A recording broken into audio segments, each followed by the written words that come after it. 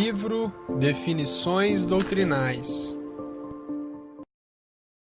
Apostasia. Apostasia refere-se ao abandono formal da fé que a pessoa uma vez professou. Apostasia pode ser do judaísmo, como vemos em Atos 21, sobre o ensino aos judeus que estavam entre os gentios a apostatarem de Moisés, conforme a tradução britânica, ou apostasia pode ser do cristianismo. Vemos isso em 1 Timóteo 4:1, que apostatarão alguns da fé, 2 Tessalonicenses 2:3, sobre a apostasia.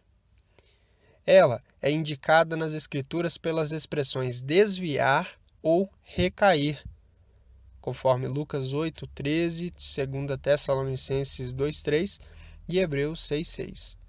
Apostatar é algo que só pode ser feito por um crente meramente professo. Um verdadeiro crente pode ter um retrocesso e andar distante do Senhor, mas ele não abandonará a fé. Apostasia é uma coisa muito solene, pois uma vez que alguém se apostata, não há esperança de arrependimento. A Escritura diz que é impossível. Assim, todos esses são condenados, embora eles ainda estejam vivos neste mundo. Poderíamos perguntar: por que as advertências sobre apostasia foram registradas na Bíblia, um livro escrito para crentes, se os crentes não podem apostatar-se? A resposta é que, em muitas passagens, os escritores divinamente inspirados no Novo Testamento não estão se dirigindo a crentes exclusivamente.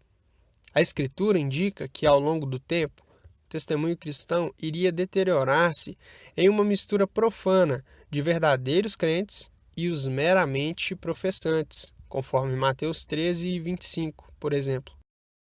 Sendo este o caso, os escritores do Novo Testamento incluíram, em suas observações aos santos, advertências contra aqueles que se moviam entre eles e que não eram verdadeiros. Essas pessoas estavam correndo o risco de caírem em apostasia.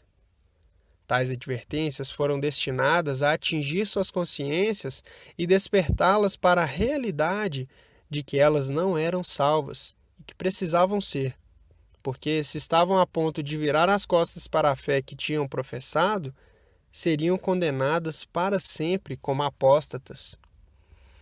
Muitos cristãos não sabem a diferença entre retrocesso e apostasia, e confundir essas duas coisas tem os levado a conclusões erradas. E uma dessas conclusões é que os crentes podem perder sua salvação. A diferença entre retrocesso e apostasia é ilustrada em Pedro e Judas. Ambos se afastaram do Senhor. Com Pedro, era um retrocesso e ele foi restaurado mais tarde. Mas com Judas era a apostasia e não houve retorno. W. Scott disse: para retrocesso há remédio, para apostasia não há nenhum. As seguintes passagens referem-se a apóstatas. No livro de Mateus, as passagens são capítulo 7, versículos 21 a 23, capítulo 12, versículos 43 a 45, capítulo 13, versículos 5 a 7, 20 ao 22.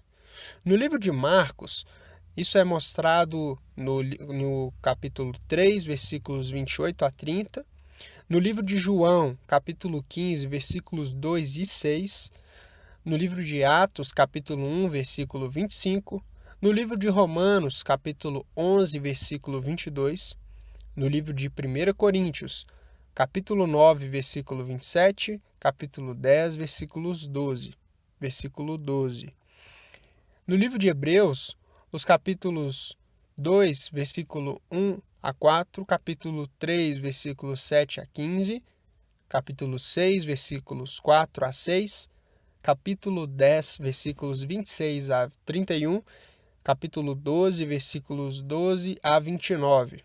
no livro de Hebreus, no livro de 2 Pedro, capítulo 2, versículo 1 e versículos 20 e 21, e Apocalipse, capítulo 8, versículos 8 a 12.